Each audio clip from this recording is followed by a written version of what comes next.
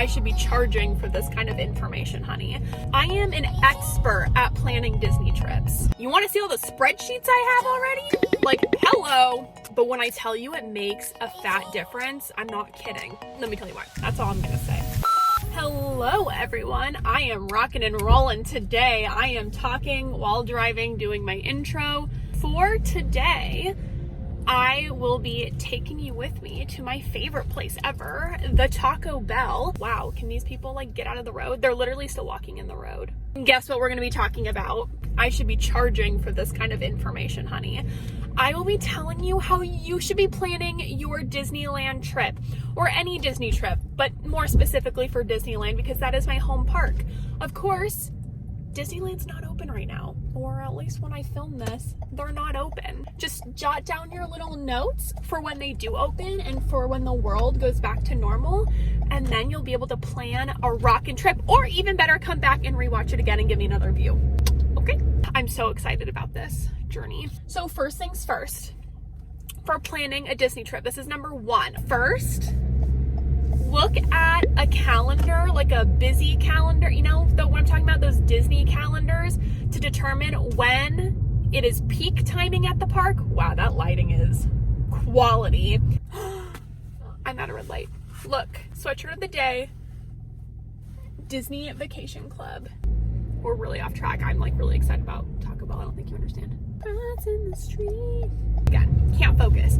So look at one of those calendars, like the busy time, peak season calendars. I don't know what they're called. If you're not an active Disneyland goer and you're just not familiar with that, you need to look at that, because obviously if you're going the week of Christmas, you're f***ed. If you're going the week of Thanksgiving, you're f***ed. If you're going in the summer, you're most likely going to be f***ed. You just need to be prepared. I'm not saying that you can't go to Disney at that time. I go all the time during those times. But you do need to plan accordingly if you know it's going to be busy as hell. My recommendation is go in September, go in early November.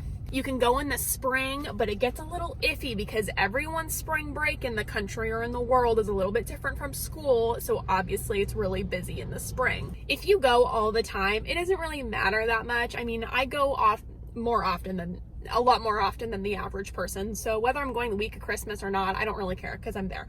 But if you are like once every 5 years going, or this is a huge finasco of a trip, it makes a big difference. Also, I need to make this very clear because a lot of people like to comment on this. So I know that the word is fiasco. Fiasco. I know that's how you say it. Let me tell you why I say finasco, okay? If you watch The Bachelor with Peter as the Bachelor, Peter's season, Hannah Ann said that word. She said like, oh, this is a total finasco instead of fiasco. Like, she made that mistake. But I just thought it was so funny. It just kind of stuck. I honestly can't remember the last time I said fiasco. All right, so we're here. We are back. I have the goods. Best believe I ripped the bag open before I left. Next, try going during the week if possible. I mean, this is for planning your perfect Disney trip. No one is saying that you have to do this, but I would do this. Try going during the week. Even if you have kids, okay. You know, I follow a Disney Cruise Line Facebook page, and people are always going back and forth about whether or not to pull their kids out of school. And it's like, if your kid is 5 years old, pull them out. Of course, I don't have kids, okay? I've been slammed for this before, so this will be controversial, I'm sure, because everyone is mad about something. I know I don't have kids. I've been pulled out of school for vacations before. I turned out fine. I'm graduating college. I honestly can't think of a scenario where I would not pull my kids out. I wouldn't want to, but I would. Unless they were super like, you can't do it. Anyways, try going during the week. It is so much less crowded because when you take into account all of the annual pass holders who live nearby, hopefully they all have normal jobs during the week, right? So it's kind of like less busy.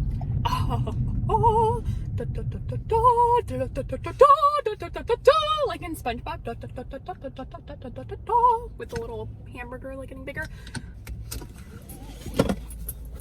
It's time. So this time I actually had a reward for a free burrito. So I got my burrito and then I got some other things. So I got a bean burrito and 2 of the $1 Chipotle chicken melts. Those are my favorite. If I weren't getting a bean burrito because I had my free reward, I'd be getting the beanie and cheesy burrito off the $1 menu, because that one has like this nacho cheese that's spicy. Oh. This is what life is about. It tastes even better because it was free. Next, stay at a hotel farther away. You can stay at that little strip right where Disney is. The costs are outrageous. The hotels are all kind of like hotels unless you're staying at a Disney resort. It's not, I know you're only sleeping there, but for the price, I really don't think it's worth it. The first time I took my boyfriend there, I mean, we didn't drive, we flew, so we stayed across the street. But if you're driving, or if you have the ability to take a shuttle, a lot of places have shuttles, do that and stay farther away. I always stay at the Embassy Suites. That's 1 exit away. I'll have the address on here somewhere. There's different embassies around. It's 1 exit away. You get to the parking structure if you're parking in like 5 minutes, and there's no traffic. But if you're staying at the Embassy Suites, like on that strip where Disney is, you're oh my god, it's so busy. Why'd I eat my burrito first? I have 2 of the Chipotle things. Okay, mama needs to speed up. Stay farther away.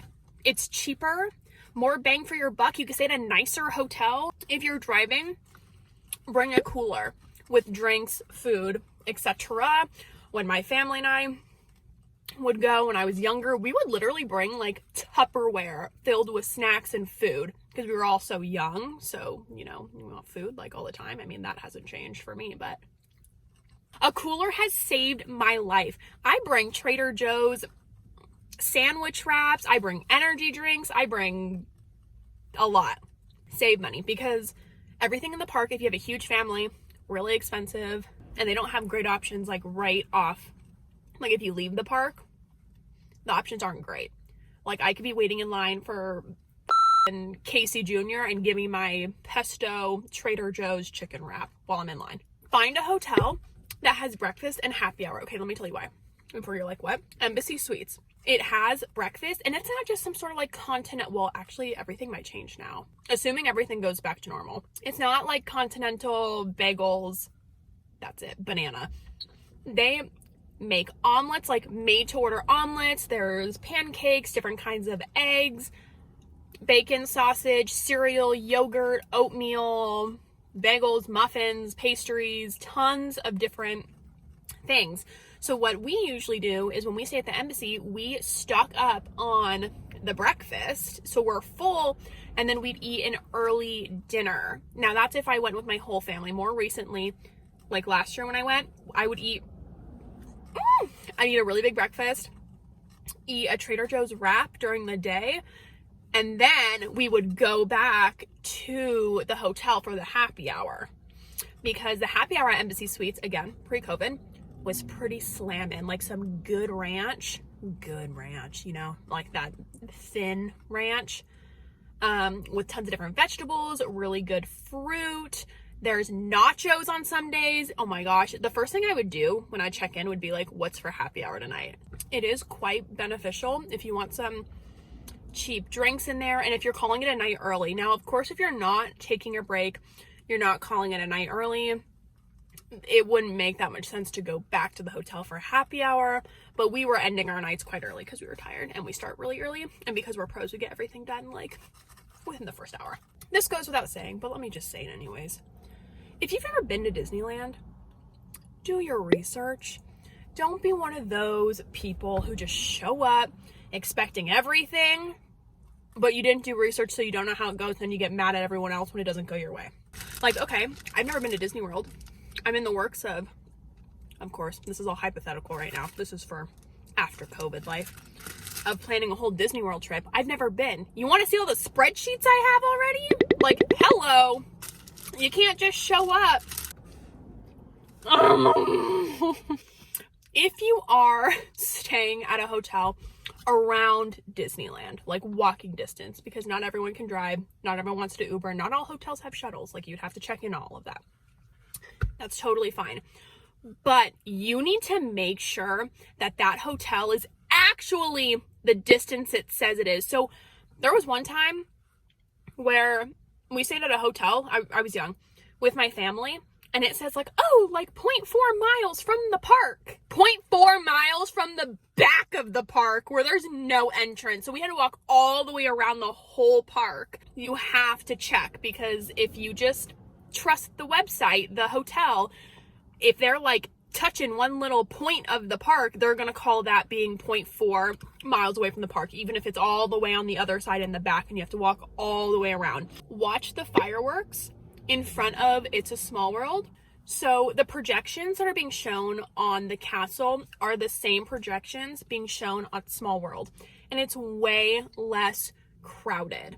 Way less crowded, because if you're waiting in front of the castle, you're gonna be waiting there for a while. You're gonna be standing. It's gonna be super crowded, and especially if you have youngins. Like, what a pain. I can't tell you the amount of times where I've just walked up to Small World and watched the fireworks, because not that many people are over there. Highly recommend doing that. Have priorities. Have a plan. You need to know what you're doing. You can't just be like, oh, I want to go to Astro Blasters. Let's make it worse. I want to go to Space Mountain right in the morning, and then I want to go all the way on the Winnie the Pooh ride. If you don't even know what I'm talking about right now, like you don't even know why this is relevant, then this means you need to be doing your research, okay? Space Mountain is all the way at one side. The Pooh ride is all the way at the tip of the other side. So you don't want to be doing this like this finasco of hopping back and forth. You want to, hypothetically, if you want to go to, I like going to Adventureland first. If you want to go to Adventureland first, this is the order of operations, okay? Let's get technical. So if you're over there, the first thing you would want to go on, this is what I would do. I'm not taking fast passes into account. I would go on Indiana Jones right when they open. I would go on Jungle Cruise. I'd go on Pirates. I'd go on Haunted Mansion. Then I'd make my way and go on Pooh. And if I was really wanting to, I'd go on Splash Mountain, which I tell you, I will like never go on again. I'll go on it when it's the Tiana ride, but I got really soaked last time I went on it. I was so pissed, so that's why. You need to have priorities. Like if you're trying to get on the Star Wars ride, as of pre-COVID, right before COVID, you had to book a reservation to go on one of the Star Wars rides, and they make you make the reservation right at rope drop. But okay, oh my God, just picture this, okay? Because this was the scenario when I was there last.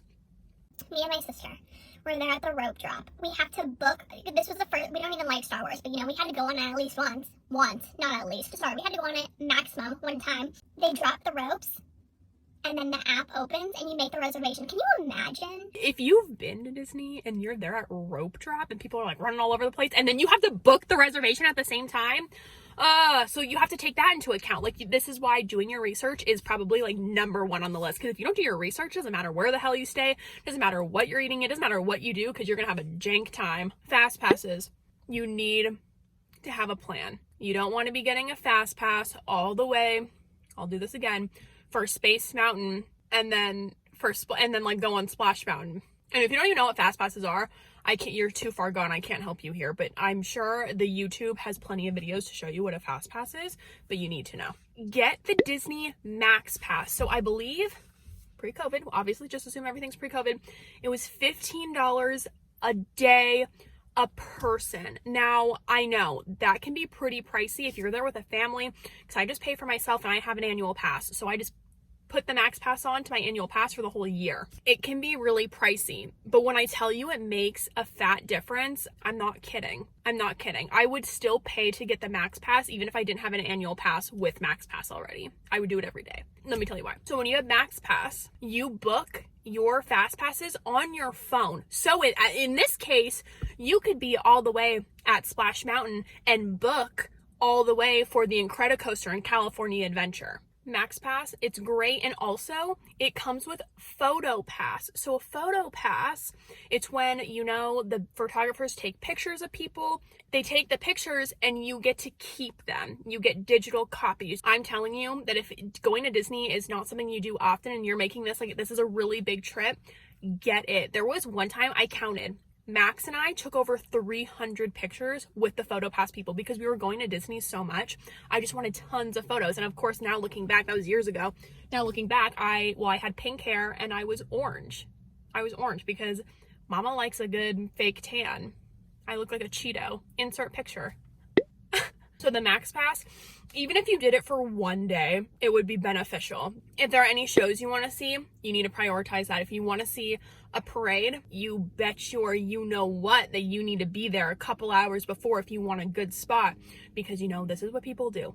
They push their kids up to the front, which I understand that little chiquitos and they can't see, but you know, there's some like slimy people out there who like will push their kid up front, and then they're like, oh my god, my kid, and then they go up front and then they sit there. You just, you know, don't be surprised by anything. If you want to see Fantasmic, if you want to see the World of Color, those need fast passes, which you need to get in the morning. That does not affect your fast passes for rides, reservations, nothing, but you need to get them. Could you imagine if I were like a personal Disney guide in Disney, like an unofficial, oh Lord, an unofficial Disney guide? I would have you in and out in one day. Okay, so this was really long. I don't even know how many videos I know. If you are interested in hearing like the do's and don'ts, like don't do this, don't do this, don't do this, do this kind of thing, comment down below. If you could tell, I'm getting like really loud and really like, because this is my life. Just basically, moral of the story is, if you do research on the do's and don'ts, you will be golden. With that being said, if you want to see how you can save money at Disneyland, which is my specialty, I'll do it for you. No problem. Just let me know. So that being said, we're just going to end it here because I'm getting really hyped and I just finished my Taco Bell, which wasn't even the star of the video. That's cool. So, again, wow. Again, if you like this video, be sure to like, comment, subscribe, check out Mrs. Trader Joe's, the Bay, to see the new items that are out, to see new to me items that I'm trying, see the reviews, what you should and shouldn't buy, because when I see a review of something that was wretched, horrendous, disgusting, heinous, I'm so glad that I didn't spend my money on it. So if you feel that way, definitely check out my Instagram, and I will see you next time.